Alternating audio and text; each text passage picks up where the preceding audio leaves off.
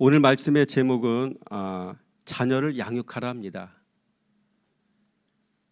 여러분, 최근에 중국 교포가 필로폰을 몰래 숨겨 들여와서 우리나라 청소년들에게 음성적으로 판매했다가 붙잡혔다는 기사를 본 적이 있습니다.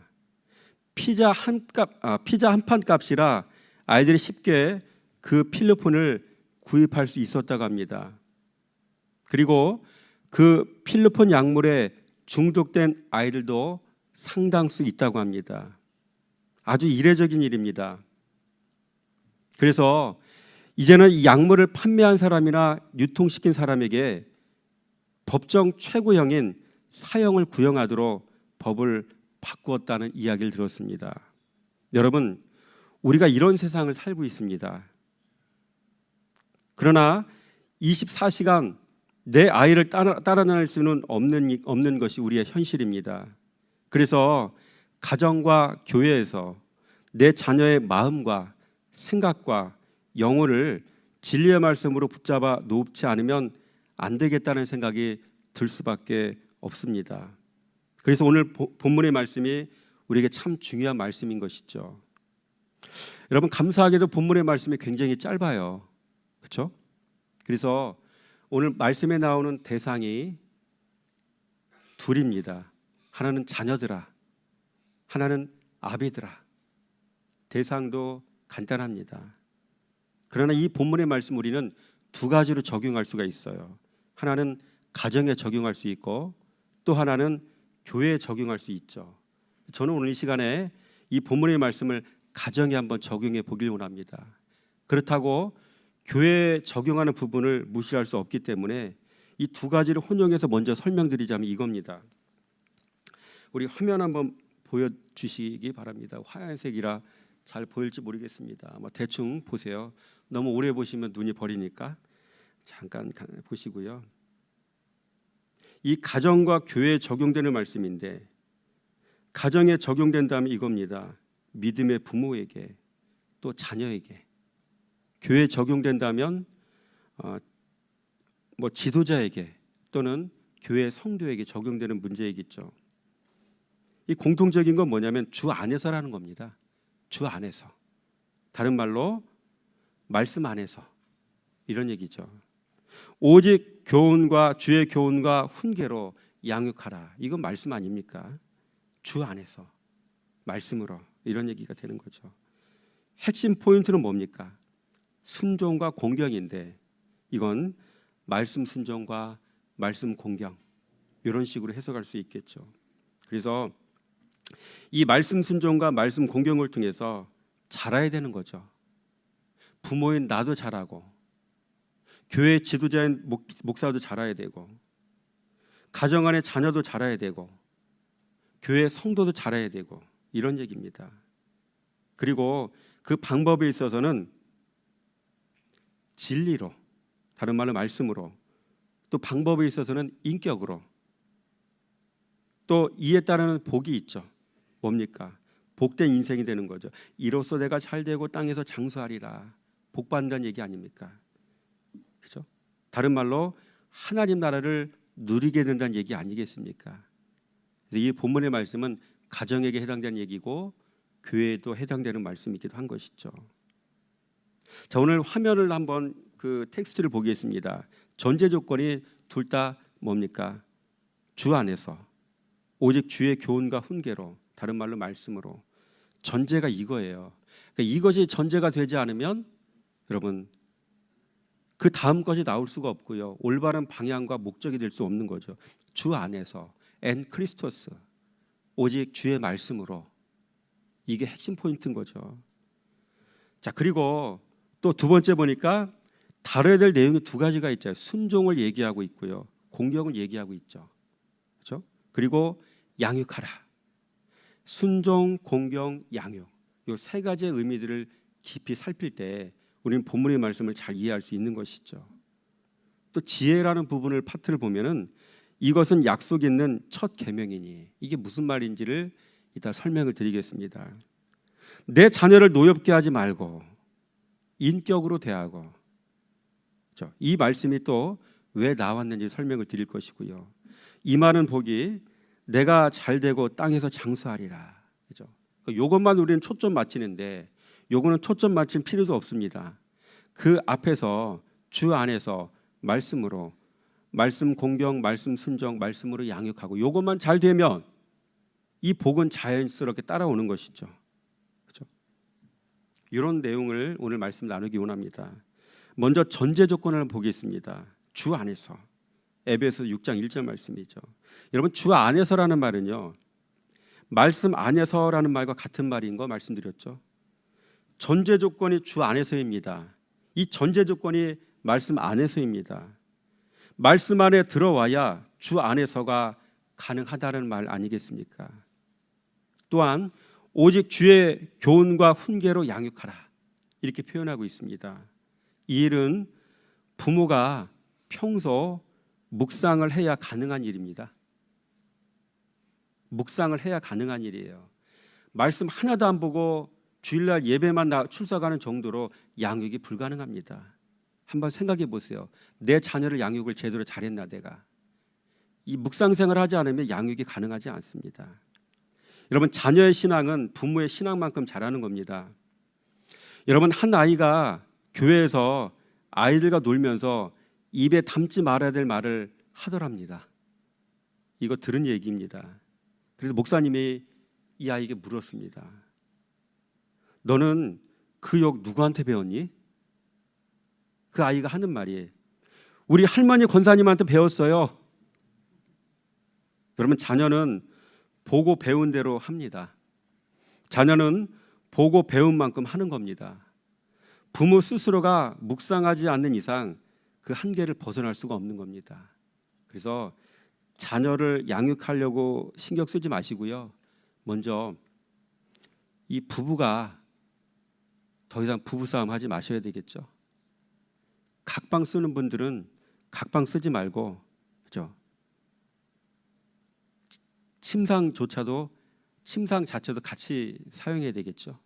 왜냐하면 이런 게 얘기 들어보면 참 많은 분들이 각방을 쓰는 분들이 많고요. 부부싸움 하는 분들이 많고요. 그러니까 이런 것들이 묵상 생활을 통해서 하나하나 정리가 돼야 되는 겁니다. 이런 것부터 아이들이 보는 거죠. 아, 부모가 묵상 생활하면 저렇게 바뀌었구나. 그렇죠? 그러니까 이런 것만 바뀌겠습니까? 묵상 생활을 하나님께서 얼마나 많이 축복하시겠습니까? 그때마다 아이를 앉혀놓고 아무개야 엄마 아빠가 묵상하다 보니까 이런 복을 주시더라 하나님이. 아이들에게 얘기만 해줘도 아이들은 시청과 교육이 되는 거죠. 그렇죠? 성경을 들춰놓고 얘기할 필요가 없어요. 먼저 이런 것들부터 이야기한다면 먼저 시청과 교육이 되겠죠. 오늘 4절 말씀해 보니까 양육하라는 말이 나오죠. 여러분 양육이라는 말은 NIV 성경 보니까 bring up이에요. bring up. 그죠? 이 bring이라는 말은요. 데려오다는 얘기거든요. 이 말을 우리가 성경적 의미로 한번 해석해 보자면 이겁니다. 따라서 합니다. 내 자녀를 진리 앞으로 데려오라. 내 자녀를 말씀 앞으로 데려오라. bring up이 양육하다는 뜻인데 거기서 bring이라는 말이 그런 뜻 아니겠습니까? 진리 앞으로 말씀 앞으로 내 자녀를 데려와야 되는 거죠. 그러려면 내가 먼저 말씀 앞에 나와 있는 삶을 살아야 되는 것이죠. 여러분 양육이라는 말이 bring up이라는 말을 쓰고 또 영어 성경으로 보니까 이걸 raise라고 써요. raise는 올리다 이런 뜻이거든요. 자라다 이런 뜻이거든요. 그래서 내 자녀를 진리로 양육하여 지혜와 키가 자라듯 겉사람과 속사람이 자라게 한다. 그런 뜻 아니겠습니까? 여러분 겉사람은 인격이요. 속사람은 그리스도의 성품인 것이죠. 그러려면 nourish가 돼야 돼요. nourish. bring up, raise, nourish. 이 nourish가 뭐냐면 공급하다는 뜻 아니겠습니까? 공급해줘야 자라는 것 아니겠습니까? 요한복음 21장 15절 말씀에 내 어린 양을 먹이라 이렇게 얘기하고 있죠. 내 양을 쳐라. 내 양을 먹이라. 이 세 구절의 말씀이 15절, 6절 17절에 나오거든요. 요것만 초점을 맞추다 보니까 잃어버려요. 요한의 아들 시몬아 너 나 사랑하니? 요한의 아들 시몬아 너 나 사랑하니? 3번 물으시잖아요. 그렇죠? 목자가 양을 먹이려면 양을 치려면 먼저 주님을 사랑해야 된다는 얘기 아닙니까? 이 시대에 보이지 않는 하나님을 보이지 않는 예수님을 사랑하는 유일한 방법이 무엇이겠습니까? 그 주님 사랑하는 유일한 방법은 말씀 사랑 아니겠습니까? 목자가 말씀을 사랑해야 부모가 말씀을 사랑해야 양육이 가능한 거 아니겠습니까? 그런 얘기하는 겁니다. 그렇죠? 그래야 겉사람도 바뀌고 속사람도 바뀌는 것이죠. 내 양을 먹이라만 보지 마시고 나를 먼저 사랑해라. 나를 사랑해라. 말씀 사랑해라.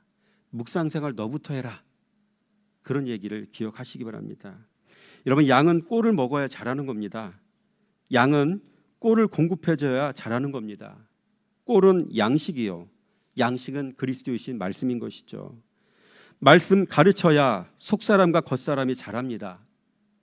속사람과 겉사람이 자라야 순종과 공경을 배울 수가 있는 것이죠. 3번째, 순종과 공경입니다. 여러분 순종을 이끌어내는 신학 원리가 있어요. 따라서 합니다.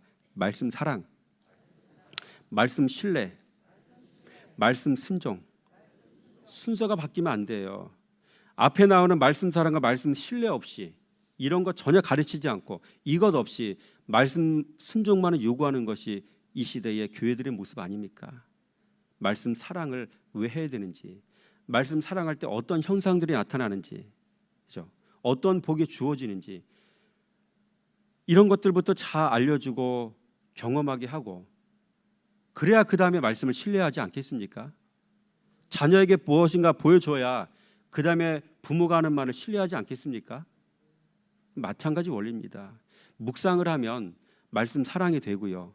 말씀 사랑이 되면 그때 복이 주어져요. 그렇죠? 그래서 시가 10억짜리 이상의 벤틀리를 산다든가 뭐 몇십억짜리 건물을 산 이런 게 복이 아니라 내 안에서 죄의 쓴물이 빠져나가는 게 복 아닙니까? 내 영혼이 어두웠는데 밝아지는 것이 복이 아닙니까? 매일매일 부부싸움 했는데 부부싸움하지 않게 되는 것이 복 아닙니까? 내 영혼의 상태가 밝은 빛이 되는 것이 복이 아닙니까? 이런 것들을 보여주고 말해줄 때에 자녀들이 그것을 신뢰하지 않겠습니까? 그래서 말씀 사랑이 먼저고 그 다음에 말씀 신뢰가 따르는 거고 그 다음에 말씀 순종이 자연스럽게 되는 겁니다. 그래서 사실 말씀 순종은 강조할 필요가 없는 얘기입니다. 말씀 순종하세요, 순종하세요, 순종하세요. 이 얘기는 이미 그 동기 자체부터 틀린 겁니다. 시작이 안 된 겁니다. 이거 말씀 사랑이 되고 그 다음에 신뢰가 되고 그 다음에 얘기 안 해도 순종하는 겁니다.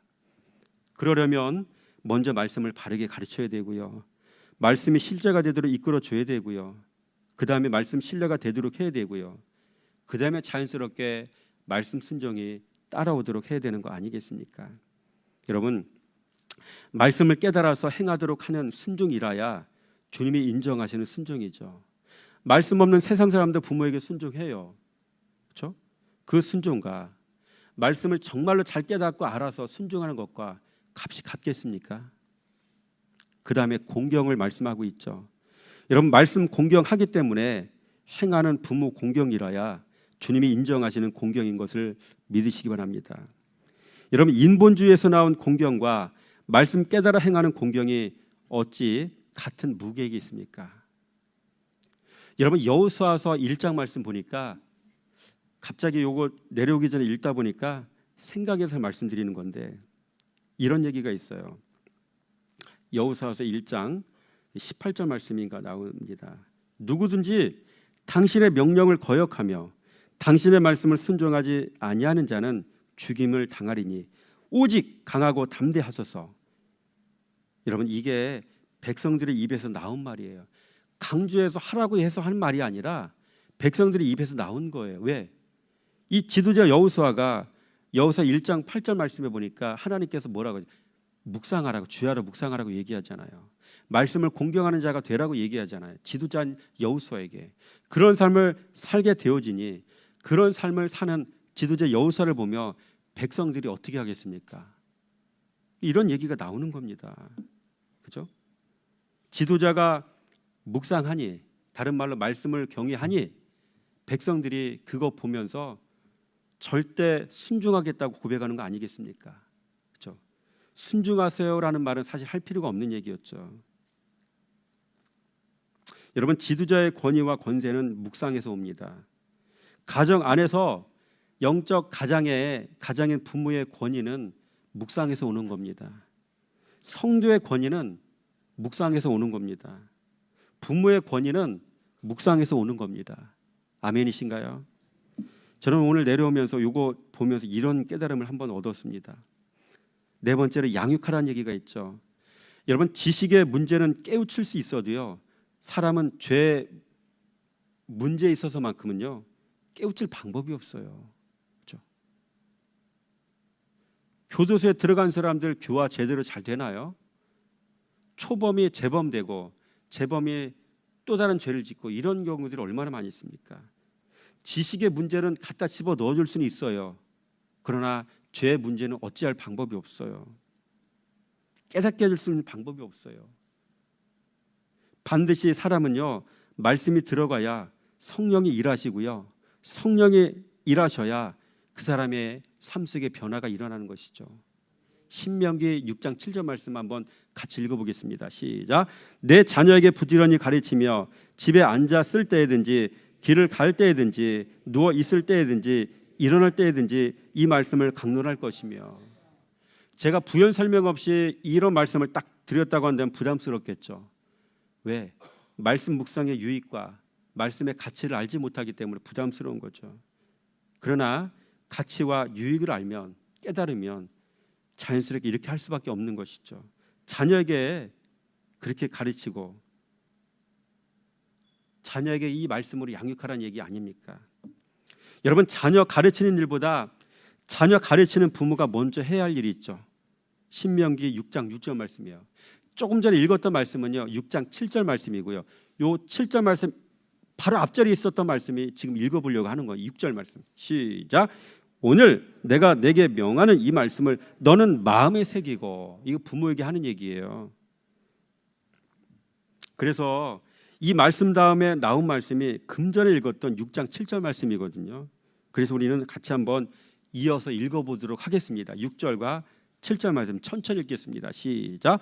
오늘 내가 내게 명하는 이 말씀을 너는 마음에 새기고 내 자녀에게 부지런히 가르치며 집에 앉았을 때든지 길을 갈 때든지 누워 있을 때든지 일어날 때든지 이 말씀을 강론할 것이며. 보세요. 오늘 내가 내게 명하는 이 말씀을 너는 마음에 새기래. 부모에게 하는 얘기예요. 네 마음판에 먼저 말씀 새겨 얘기예요. 7절 말씀 뭐예요? 그 다음에 네 자녀에게 부지런히 가르치래요. 그죠? 부모가 먼저 가슴판에 새기라는 얘기예요. 새겨진 말씀을 그 다음에 가르치라는 얘기죠. 순서가 자녀 교육이 먼저가 아니라 부모인 너 자신부터 말씀을 묵상해라. 가슴판에 새겨라. 그런 얘기죠. 이런 부모가 묵상해야 말씀이 마음에 새겨지고요. 새겨진 말씀이어야 그 말씀이 삶이 되는 겁니다. 그리고 가르쳐야 그 말씀이 자녀에게 생명이 된다. 그런 얘기 아니겠습니까? 다섯 번째로 이것은 약속 있는 첫 계명이니. 그렇죠? 여러분 1계명에서 네 번째 계명까지는요. 나와 하나님과의 관계를 얘기하는 거죠. 대신 관계라고 얘기해야 되나요? 뭐 하나님과 나와의 관계 뭐 이렇게 되는 거죠. 그다음에 5절부터 10절까지 계명은요. 나와 사람과의 관계예요. 그죠? 이 대인 관계에 대한 계명 중에서 첫 번째 계명이 부모 공경에 관한 계명이라는 것이죠. 그래서 이것이 약속 있는 첫 계명이니 이렇게 표현하고 있는 것이죠.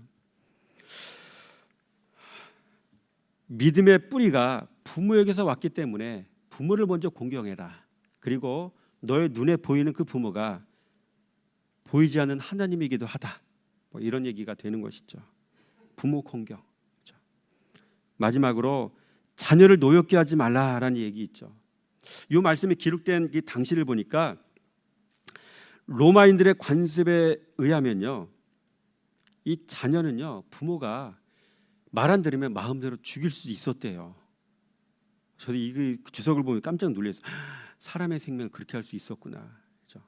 그러니까 그런 문화적 맥락 속에서 말씀이 나온 거죠. 노엽게 하지 마라. 다른 말로 인격적으로 대우하라. 그런 얘기가 되는 거죠. 그래, 지나친 엄격이라든가 가혹한 행위라든가 편애, 여러분 이런 것들은 절대 안 된다는 것이죠.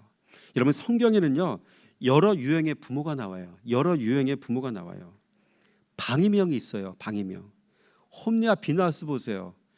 아버지가 엘리잖아요. 아버지가 그냥 방임시켰어. 아들아, 내 귀에 들리는 소문이 좋지 않다. 그렇게 하지 말아라. 이게 전부였어요. 그들이 무슨 일을 행한지 아시죠, 여러분? 이런 정도가 되면 데려다 놓고 손모가지를 끊어야 되잖아요. 그 영혼을 살려야 되잖아요. 그렇지 않았어요. 아들아, 내 귀에 들리는 소문이 좋지 않다. 그렇게 하지 마라. 이게 끝이었어요. 방임형. 그렇죠? 아버지도 인생이 비참해지고 자녀들도 한순간에 죽임을 당하고 이렇게 되는 거죠. 역기능적 가정도 있더라고요. 에서와 야곱 보세요. 부모는 이삭이었고 리브가였잖아요. 이삭은 남자지만 여성미가 있는 사람이었고 조용한 사람, 피스메이커. 리브가는 남성미가 있는 사람이었죠. 그래서 양을 치는 목동을 상대하는 여자 아니었습니까? 참 와일드한 여성이었죠. 성품이 전혀 다른 이 두 사람이 만났으니 얼마나 힘들었겠습니까? 그렇죠? 성경에 기록되지 않았어도 갈등이 많았을 겁니다. 그리고 그 갈등은 축복을 빌어주는, 자녀에게 축복을 빌어주는 이 모습을 통해 드러나지 않았습니까? 역기능적 가정. 야곱은 제대로 된 가정에서 배우지 못했고요. 에서 또한 말씀을 제대로 배우지 못했고요. 아픔이 있는 가정이에요. 야곱은 그래서 20년 동안 객지 생활하면서 또다시 하나님을 배워야 되는 그런 과정들을 밟을 수밖에 없었던 것이죠. 여러분 반면에 부모 때문에 덕을 본 사람도 있어요. 누굴까요? 사무엘이잖아요. 그의 어머니 한나 보세요. 무자하여 답답할 때 어떻게 했습니까? 실로 성전에 올라가서 눈물로 기도했죠. 기도하는 어머니. 분인 나가 충동질할 때 꾹꾹 참았죠. 인내하는 어머니. 엘리가 축복 기도해 줄 때 눈물 그치고 평안한 마음으로 집으로 내려갔잖아요. 사무엘상 1장 18절 말씀 뭐예요? 말씀 신뢰, 기도, 인내, 말씀 신뢰. 이게 한나가 가진 신앙의 모습이었고요. 그 신앙을 가진 어머니에게 태어난 사람이 사무엘 아닙니까? 그렇죠. 그리고 하나님께 그 아들 사무엘을 단번에 드렸잖아요. 결단. 그렇죠. 이런 거 보면서 사무엘이 보이진 않지만 어머니의 영성을 그대로 이어받아서 왕정 시대를 사사 시대를 마무리하고 왕정 시대를 이끌어갈 수 있는 중요한 역할을 감당하지 않았습니까? 여러분 자녀의 신앙 교육을 논하기 전에 내 자신을 먼저 말씀 앞에 바로 서는 것이 정말 중요하다는 사실을 잘 기억하시기 바랍니다. 여러분의 삶 속에 말씀을 신뢰하고 묵상하는 삶을 통해서 여러분의 삶 속에 아름다운 변화들이 축복들이 주어지고 자녀들에게 아름다운 신앙의 모습들이 또 이렇게 전수되는 은혜가 있어지길 원합니다. 기도하겠습니다. 주님 감사합니다. 오늘 짧은 말씀을 통해서 하나님의 생명 말씀 나누었습니다. 모든 가정과 교회 안에서의 신앙의 교육은 전제가 주 안에서이고 말씀으로입니다. 이것이 전제가 될 때에 말씀 순종과 말씀 공경을 배울 수가 있고 가르칠 수가 있고 말씀을 양육할 수 있고 배울 수가 있습니다. 아버지 이러한 삶을 살아가는 우리 모두가 되어지기 원하며 먼저 말씀 살아가는 부모가 되어지기 원하며 말씀을 가르치는 우리 모두가 아버지 말씀에 목을 매며 사는 자가 되어지기 원합니다. 그 가운데 하나님의 지혜를 가지고 내 자녀를 양육하는 가운데 아버지 이 땅에서 복을 누리며 살아가기 원합니다. 하나님 나라를 충만하게 누리며 살아갈 수 있는 우리가 되어지기 원합니다. 감사드리며 예수님 이름으로 축복하며 기도드렸습니다. 아멘.